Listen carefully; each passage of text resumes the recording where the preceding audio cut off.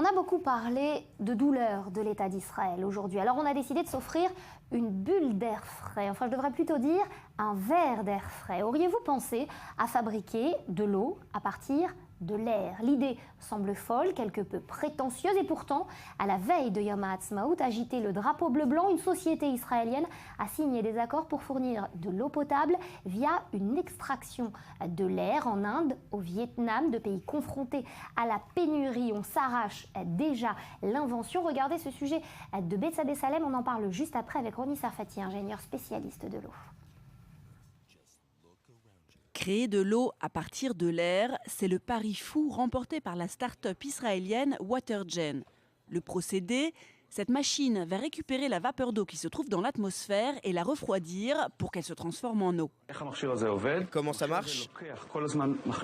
La machine récupère l'air, récupère l'humidité de l'air, puis évacue le reste. L'eau qui est créée est ensuite traitée, on la refroidit, on la nettoie et on ajoute des minéraux. Non seulement cette eau est potable, mais elle aurait même bon goût. C'est l'heure de vérité, c'est ça? Allez, C'est comme l'eau du distributeur à la maison. c'est mieux même. C'est sans chlore, c'est de l'eau plus propre, son goût est meilleur. Super. Cette machine peut produire entre 15 et 20 litres d'eau potable par jour sans les dégâts environnementaux de l'eau en bouteille, dans les meilleures conditions, à une température d'environ 28 degrés et une humidité aux alentours de 80%. Les plus gros générateurs peuvent même produire plus de 3000 litres d'eau par jour. Si ce dispositif déjà utilisé par l'armée était généralisé, il permettrait à toutes les populations qui en ont besoin d'avoir accès à l'eau potable. Or, 1,5 milliard de personnes vivent actuellement sans eau potable en quantité suffisante et d'ici 2040, 40% de la population mondiale vivra dans des zones de sécheresse ou en situation de pénurie d'eau. Voilà Ronnie Sarfati qui nous a rejoint. Bonjour et merci d'être avec nous ce matin. C'est pas un hasard finalement si cette invention, elle est israélienne.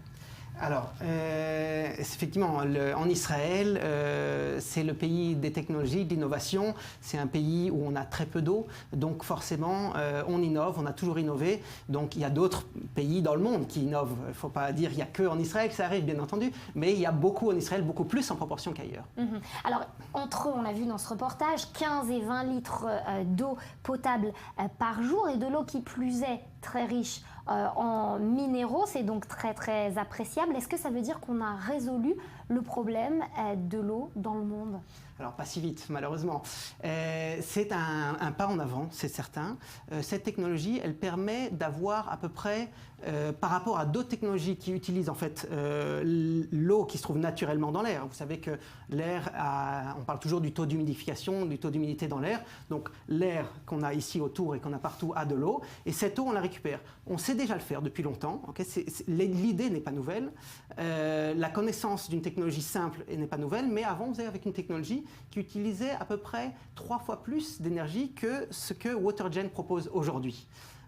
Donc c'est ça la révolution, c'est de le faire de manière beaucoup moins coûteuse. Maintenant, attention, il faut savoir que ça reste quand même, si on compare par exemple au dessalement, ça reste 100 fois plus coûteux que le dessalement. Okay, 100 fois plus d'énergie est requis pour l'utilisation par WaterGen par rapport au dessalement. Donc 3 fois moins que ce qu'on faisait avant, mais 100 fois plus encore que le dessalement. Et on peut imaginer qu'au fur et à mesure des années, ça évoluera, ça demandera encore moins d'énergie et alors on se dirigera vers une solution beaucoup plus fiable et pérenne? Alors, on évoluera, on fera un peu mieux, mais ce ne sera jamais compétitif, c'est-à-dire par rapport au dessalement. Ce sera par contre très intéressant, et c'est déjà très intéressant dans certains cas particuliers. Quel cas particulier? Par exemple, au niveau de hameaux isolés, on ne peut pas amener l'eau jusque là-bas, les infrastructures coûtent très très cher. Ici, on installe la machine toute prête et on a de l'eau très rapidement. C'est une des applications. Une autre application, c'est toutes les situations d'urgence. Okay, on est dans une crise, il y a un tremblement de terre, etc. Il faut amener de l'eau, il n'y a pas d'infrastructure, on amène ça, ça marche tout de suite. C'est d'ailleurs pour ça que l'Inde, le Vietnam également, ont déjà collaboré avec WaterGen pour amener ces systèmes dans leur pays. Alors justement, on va parler du dessalement. Ronnie, Laura Duhamel, bonjour Laura, va parler sous votre contrôle. En Israël, on le sait et on le répète, c'est un problème crucial, le problème de l'eau vitale même, et il semble qu'avec le dessalement, ce soit presque réglé. Oui, Israël, qui est un territoire à majorité désertique, eh bien, est devenu autonome, pratiquement autonome en matière d'eau potable, et ce grâce justement au dessalement de l'eau de mer et à la réutilisation des eaux usées. Alors regardez ces chiffres. En 2004, les usines israéliennes de dessalement fournissaient 4% de l'eau potable des ménages. Aujourd'hui, ce taux atteint 74%, presque 74%, donc de l'eau consommée par les Israéliens provient de la Méditerranée. Alors outre l'eau de mer, l'État hébreu est aussi devenu leader mondial en matière de réutilisation des eaux usées. Aujourd'hui, alors que dans le monde, seuls 2% des eaux usées sont réutilisées, ce taux atteint 85% en Israël. Voilà, des chiffres étonnants, donc presque miraculeux, presque. Alors voilà, presque, parce qu'il n'y a pas de miracle, c'est une volonté du gouvernement israélien de régler ce problème qui existe depuis bien longtemps dans le pays. Oui, face à une situation dramatique et puis face à un environnement géopolitique pour le moins hostile, Israël a misé sur la science et développé des techniques extrêmement pointues de traitement de l'eau. Alors concernant le dessalement, une entreprise notamment a mis en place une technologie de pointe. Cette entreprise s'appelle IDE et elle produit chaque année environ 600 millions de mètres cubes d'eau potable. L'une des usines est d'ailleurs située pas très loin d'ici, au sud de Tel Aviv. Alors chaque jour, de l'eau est pompée au large des côtes méditerranéennes.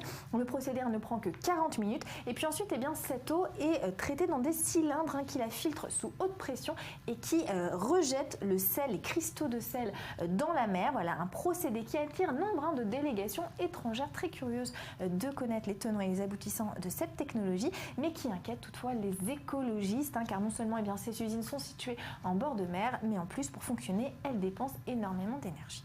Alors voilà, c'est les détracteurs, Ronnie Sarfati, qui parlent de cet aspect-là des choses. Écologiquement parlant, ça peut nuire à l'environnement. Alors, en fait, ça nuit très peu à l'environnement. Bien sûr, il n'y a pas de solution miracle. Maintenant, il y a toujours un revers de cette médaille. Effectivement, l'impact, il est principalement dû à l'électricité que ça utilise. Alors, on dit que ça utilise beaucoup d'électricité. En fait, d'abord, si on parle par water-gen, donc d'autres technologies, ça utilise 100 fois moins. Mais aussi, il faut se rendre compte qu'aujourd'hui, le discours de dire que ça a beaucoup d'électricité, c'est un discours un peu ancien.